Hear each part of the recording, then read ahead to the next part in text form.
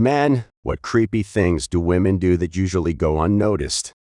Story 1. Physical abuse. I'm 6'3", 240, dating a girl who was half my size and would constantly strike me. Even my friends laughed about it. She ended up breaking my orbital bone, and nobody found that one funny.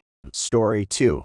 My sister-in-law smacks around her husband, and nobody sees anything wrong with it. The first time I saw her slap her husband then boyfriend across the face because she was upset with something he said, I was horrified, and no one else in the room even blinked. She'd hit my husband a lot too, and I had to tell my husband that behavior wasn't acceptable. I wish people wouldn't be so blaze about women hitting men or other women. It's just wrong. Full stop.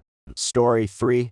Older women are insanely grabby, and sometimes you'll harass a. I cannot count the number of times I'll go to take the order of a table of elder ladies, and I'll have one of them grab my wrist, hand, or put a hand on my hip. It's pretty gross.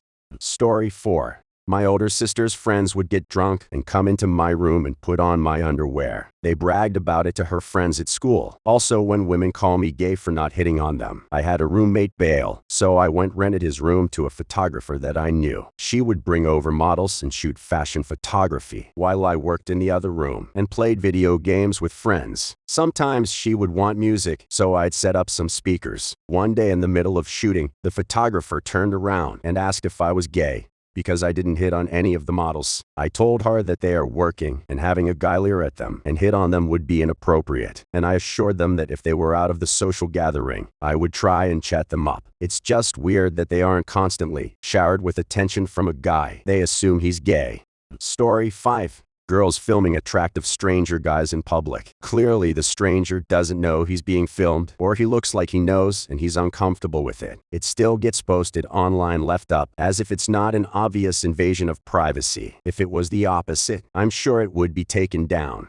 Story 6. This happened to a buddy of mine. He was asked out by this girl in one of our classes who we barely knew and had basically never talked to. He politely declined and moved on, and I didn't think much about it. She continued to post on social media for months in a very explicit manner of how he missed out on her and how she's too good for him and how he was ghosting her. I brought up with him, and he said he didn't really care, so he let it go, but I was super pissed with her. Romantically accosting people over the internet is never cool. I've politely declined doing it and been struck and had homophobic slurs screamed at me. Some women don't handle rejection well. Many men don't either, so I'm not taking sides. No one should be attacked for not wanting to bang someone. Story 7. Media stalking. Like stalking their ex. Their crush's ex. The crush's ex as new. So my girlfriend likes to keep me updated on my ex-girlfriend's ex's life. But why do I care? Story 8. In college, a girl stalked me and did things like go to the men's bathroom just to look at me while I showered, even though there were literal video footage. The university did literally nothing, and a lot of my male friends tell me that I'm the lucky dude. I had a stalker that sent threatening letters to me. She was something like 102 pounds. It was still scary, and I don't think anyone took it seriously. I called the cops and they told me, basically, that I would never be able to get a restraining order and that I should just get a gun and shoot her if she came onto my property. This is still the main reason I own a gun. Story 9. Taking personal items from people as mementos. Testing their partner's friends by creating false situations or contrived situations to see how they react or to just manipulate them. Lying about times you'll experiences. A woman actually tried this on a mate of mine. She pretended that he'd been cheating on him. He straight up was like, cool. Get the times out, please. Don't contact me again. She seemed to think that he would get jealous and try to fight for her. When she told him that it was just to see how much he loved her, he still broke up with her. Cool.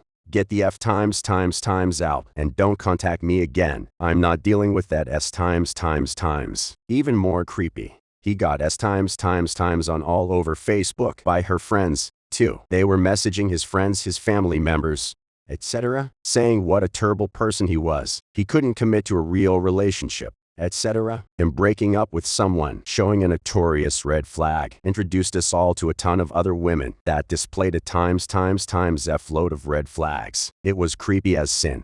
Story 10. Obsessing over celebrities. If I talked about the girls from Blackpink, the way girls talk about male pop stars, I'd be called a simp or an incel. I agree it would absolutely not fly for teenage boys to be crazy over female pop stars. But when teenage girls are obsessed with 100 healthy degree with boy bands, it's entirely normal. Story 11. Calling someone to harass them for breaking up with their friend. I once broke up with a girl, and her friends called to harass me, but I was such a nice guy that I just can't yell at you. When I saw who was calling, I'd answer with, "Hey, are you calling because I broke up with Melinda? I understand. Feel free to yell at me." Nobody yelled at me. Story 12. The last relationship I was in ended badly. One of our mutual friends decided to call the cops of me, saying I was trying to offer myself. Needless to say, the police take those calls very seriously. It was either voluntarily check myself into the hospital for at least a week, or be sent to the state hospital for a minimum of a month. Spend a week at a hospital for mental evaluation. I've never been suicidal. Story 13. The figure me out game. They intentionally communicate poorly because they want their partner to figure out what's going on. It's downright abusive. I was that partner years ago, and I'm still messed up because of it. If my fiance is having a bad day and talking less than usual, I have to restrain myself from anxiously trying to figure out what I might have done to cause that. I'm really sorry you went through that, and now you have anxiety because of it. That's definitely a thing some girlfriends do. It's a messed up way to treat your partner, and it also messes things up with the girlfriends who are actually straightforward communicators. I try my best to be straightforward in relationships because I don't want anything to be built upon lies. But more often than not, the guy that I'm dating assumes that I'm not telling the whole truth because the idea that women speak in code and they need to be solved like a Rubik's Cube. It's frustrating to say exactly what you mean and have someone always be suspicious that you're hiding the truth. Story 14. It takes a lot for an attractive woman to be creepy. I remember this girl on Twitter did an experiment when she responded to the DMs with increasingly bizarre and at times scary statements, and the men just kept going unfazed. Story 15. So I've had this very unique, long red curly red hair my whole life. Unfortunately for me, this meant a lot of old ladies liked it. I cannot count the number of old times an old lady went up to me and said, "Oh, I can't help myself," or something like that, and just rubbed their hands through my hair without asking me. It happened since I could barely walk. It even happened when I was a toddler or kid, and I was extremely shy, and I would hide behind my mom. One of annoys me big time about this is if I ever did that to a 4-year-old girl, they'd be called a P times due. Granted, now I'm 21, people don't do that anymore, but still bugs me that it did happen. Story 16.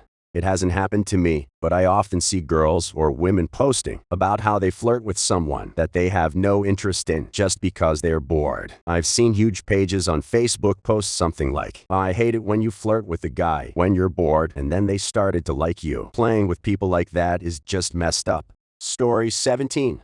I hate when waitresses touch me. Whenever I post this too, I get a torrent of replies saying that the studies have proven that men are more likely to dip if a waitress touches them. I don't care. I don't want to be touched by you. Story 18.